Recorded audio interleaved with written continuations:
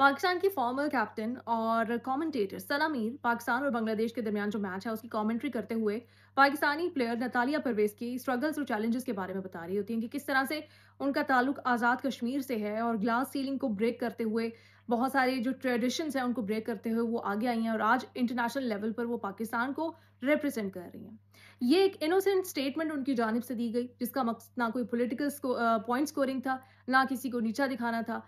सिर्फ अपनी इनोसेंस में जिस तरह वो बाकी प्लेयर्स की तारीफ कर रही थी, उन्होंने इनकी भी तारीफ कर दी। क्रिक इन्फो पर भी नतालिया परवेज के बारे में यही कहा गया था कि उनका ताल्लुक आज़ाद कश्मीर से है, जो कि अब बदल दिया गया है। लेकिन ये जो बीसीसीआई और इंडियन मीडिया की गुंडागर्दी और बदमाशी है, इससे जो बाकी इस तरह की वेबसाइट्स हैं या कोई इंटरनेशनल लेवल पर जो प्लेयर्स हैं जिनको आईपीएल के कॉन्ट्रैक्ट्स लेने हैं या इंडिया में कुछ काम करना है, वो तो इससे डर सकते हैं, इससे हरास हो सकते हैं, लेकिन पाकिस्तानी प्लेयर्स नहीं।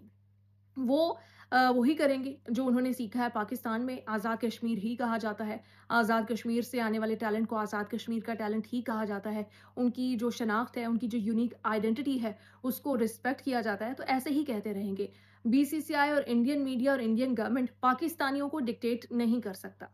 ये बात समझने की बहुत ज़रूरत है कि आप अपने पैसे के ज़रिए से बीसीसीआई क्रिकेट में अपना असर रसूख इस्तेमाल करते हुए बहुत सारी चीज़ें बदल सकते हैं, लेकिन पाकिस्तानी प्लेयर्स या पाकिस्तान का जो मौक़िफ़ है या पीसीबी, उसको आप नहीं बदल सकते, उसको आप नहीं खरीद सकते।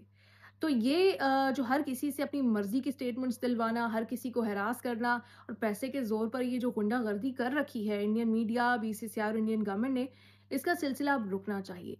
ये इंटरनेशनल प्लेयर्स भी आपसे तंग आ चुके हैं। एबी डिविलियर्स को भी कहना पड़ गया कि पॉलिटिक्स को बंद किया जाए।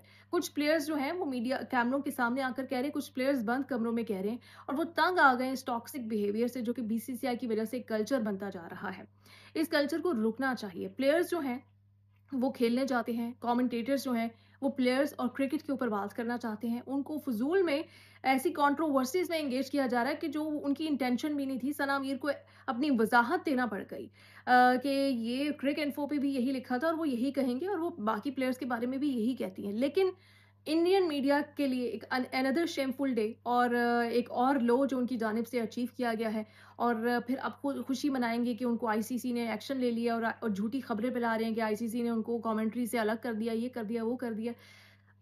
आई थिंक जो सेम वॉइसेस हैं इंडिया में उनको अब सामने आना चाहिए और उनको चार्ज लेना चाहिए, उनको लीड करना चाहिए, वरना इंडिया का जो इमेज है इंटरनेशनली वो एक बुली का, एक अग्रेसर का और एक जहालत का इमेज सामने आएगा अगर इस तरह के एक अननेसेसरी इशू को भी इशू बनाने की कोशिश की जाएगी।